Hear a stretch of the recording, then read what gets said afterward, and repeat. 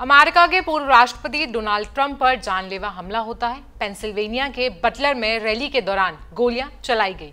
ये गोलियां उस वक्त चलीं जब ट्रंप मंच पर बोल रहे थे। इसके बाद ट्रंप ने अपने दाहिने कान पर हाथ रखा और झुक गए। घटना के बाद अमेरिका के पूर्व राष्ट्रपति ट्रंप को अमेरिकी सीक्रेट सर्विस एजेंट ने उन्हें कवर कर लिया। एजेंट्स ने ट्रंप को संभाला और उनको खड़े होने में मदद की। ट्रंप के चेहरे और कान पर खून नजर आया। इसके बाद डोनाल्ड ट्रंप को सीक्रेट सर्विस मंच से उतारकर ले गई। हादसे के बाद डोनाल्ड ट्रंप ने बताया कि मुझे कान के पास सनसनी महसूस हुई, जिससे मुझे तुरंत एहसास हुआ कि कुछ गलत हुआ है।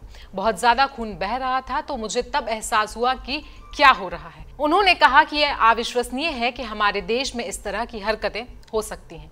खैर, शूटर के बारे में इस समय कुछ भी पता नहीं है, क्योंकि उसे तुरंत ही ट्रंप के स्नाइपर ने गोली से उड़ा दिया। नमस्कार, मेरा नाम है आयुषी और आप देख रहे हैं जनसत्ता।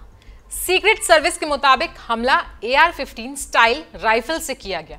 ये एक सेमी ऑटोमेटिक राइफल है। गोली चलाने वाला ट्रंप के स्टेज से करीब 400 मीटर की दूरी पर एक वेयर हाउस की छत पर था। बताया जा रहा है कि शूटर पेंसिल्वेनिया का एक नौजवान है, जिसे सीक्रेट सर्विस ने मौके पर ही दौड़ाकर मार दिया। अब यहाँ पर हम थोड़ा सा AR-15 स्टाइल राइफल के बारे में जान लेते हैं। ये राइफल कोल्ट AR-15 की डिजाइन से मिलती जुलती है। इसका इस्तेमाल कुछ देशों की सेनाएं भी करती हैं। ये अमेरिकी मिलिट्री राइफल M16 से भी मिलती है। आपको बता दें, यहाँ पर AR का मतलब है आर्मा लाइट। ये अमेरिकी नागरिकों के बीच बेहद फेमस राइफल है। वैसे तो ये सेमी ऑटोमेटिक है, लेकिन इसका इस्तेमाल ऑटोमेटिक की तरह ही किया जाता है। इस राइफल का सबसे पहला और पुराना वर्जन 1956 में बनाया गया था। तब से इसे अब तक बनाया जा रहा है।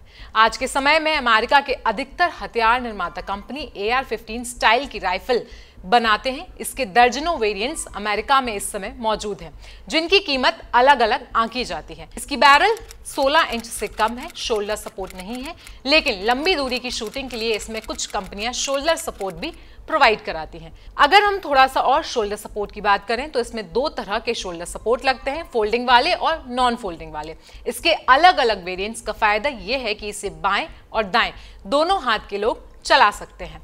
इसमें .223 रेमिंगटन और या फिर 5.56 × 45 mm नाटो गोलियां लगती हैं, लेकिन अब इतने सारे वेरिएंट्स इसमें हैं कि .22 LR या फिर 7.62 × 39 mm, 9 × 19 mm पैराबलम, 6.5 mm और शॉटगन कैलिबर्स भी लगाई जा सकती है। यानी कि आप जैसे चाहें वैसे इससे गोली दाग सकते हैं।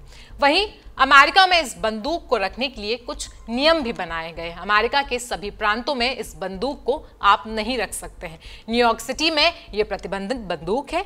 कोल्ट कंपनी ने 1963 में इस बंदूक का सिविलियन वर्जन पेश किया था। यह बंदूक 3 तरह के मोड में फायरिंग करती है। सबसे पहला है सेमी ऑटोमेटिक फायर, यानी कि जब चाहो तब फायर इससे हम कर सकते हैं, वो भी बिना बार बार लोड किए। इसके बाद ऑटोमेटिक मोड, यानी कि एक बार लोड करना पड़ता है एक बार ट्रिगर दबाया तो मैगजीन खाली हो जाती है। खैर, ये तो बात हुई स्टाइल राइफल की, लेकिन भरी सभा में इतने बड़े राजनेता पर इस तरह से वार करना कितना गलत है, ये तो हम सभी जानते हैं।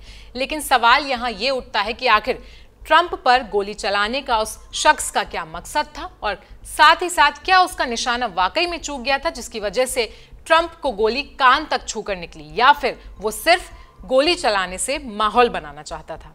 इस पूरे मामले पर क्या है आपकी राय, हमें कमेंट सेक्शन में जरूर बताएं। साथ ही साथ देश और दुनिया की बाकी खबरों के लिए बने रहिए जनसत्ता के साथ। धन्यवाद।